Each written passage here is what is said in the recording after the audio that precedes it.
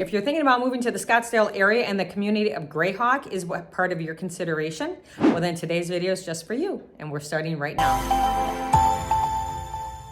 All right, welcome back. I am Michelle Miller with Michelle Miller Realty, and we are talking about all things Grayhawk today. I'm starting a series on different neighborhoods. So today we're gonna talk about the pros and cons of Grayhawk, maybe some of the affordability factor, and just in proximity, things like that, and amenities. So, all right, let's start with the pros of living in Grayhawk. So probably one of the biggest pros and why it is so popular is because of the proximity to the 101.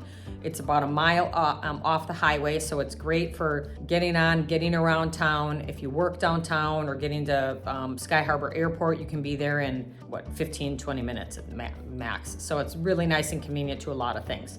Also, it does have like a nice walk factor if that is of a consideration for you. You can go down to the country club, the Grayhawk Country Club, and there's a couple restaurants in there. Isabella's Kitchen is really nice. It's actually on the Grayhawk driving range. Beautiful views when you sit there, and for dinner or lunch, it's actually real popular for a lot of families in the area go. I believe it's dog friendly too. I think people have brought their dogs if I remember correctly. So that's really nice too. There's good grocery stores very close by. And then if you like to play pickleball, there are some public pickleball courts in the area. So a lot of good amenities in a very close proximity to if you were living in this area. Housing choices. So if you want gated communities, there are two gated community sections in Grayhawk. So there's the Raptor and the Retreat.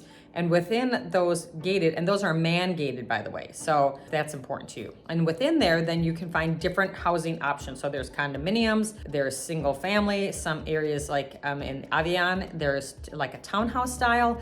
So there's just a little bit of everything in those two communities. And then Grayhawk extends into Encore is also a townhouse style condominium area. So, that's also a nice thing. And man-gated, a lot of people, that is important to them. It's a little bit more affordable than living in, say, DC Ranch or Paradise Valley. So that might be a consideration. You're close in, but not paying top dollar.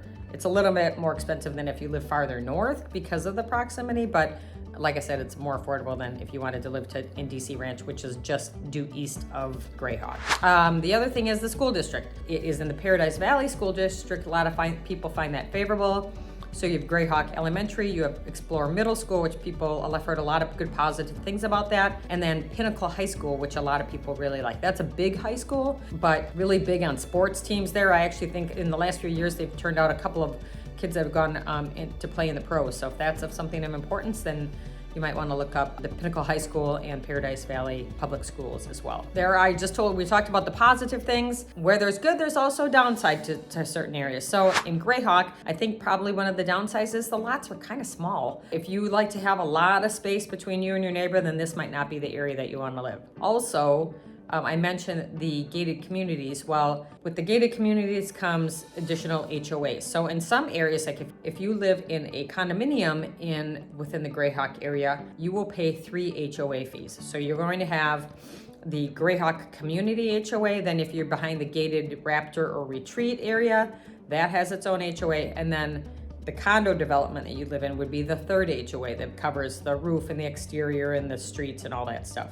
If cost of HOA fees is of a concern, then this might not be the area for you. Now, the Grayhawk area, they do in these communities, a lot of them have community pools, which is nice. So you wouldn't have to have a pool of your own and have that expense.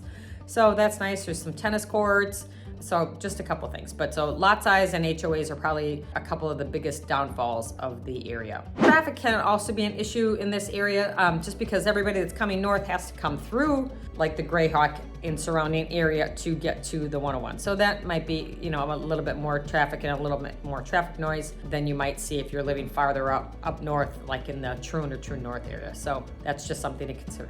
One other consideration if you're considering living in Grayhawk is there is a community enhancement fee when you purchase in there, and it is 0.5% it actually equates to, because you have to do it for several HOAs, about 1% of the purchase price for the community enhancement at the close of escrow. So let's say you buy a $600,000 property, well, that's $6,000 that's going to be due on top of any other fees, closing fees. So just keep that in mind. That is prevalent in a couple neighborhoods in North Scottsdale, but Grayhawk is one of them. So just keep that in mind if closing costs are a concern to you. to. But overall, very nice area. So something, you know, at least worth looking at if you are kind of doing a search of the North Scottsdale area.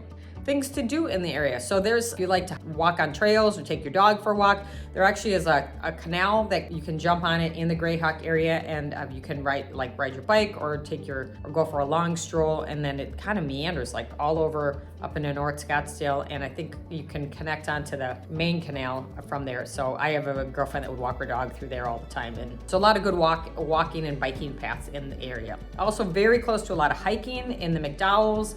You can go a little bit farther north, up near True North, and catch a lot of hiking in that area. So you're not real far from too much of anything. Like I said, you're close to the airport as well. So, but lots of restaurants in the area. I mentioned Isabella's earlier. Like I said, there's DC Ranch and the Market Street, and there's a lot of restaurants in that area. And then also the other amenities in the area would be the pickleball I mentioned, that's at Thompson Peak Park. And then obviously golf is everywhere in the surrounding area.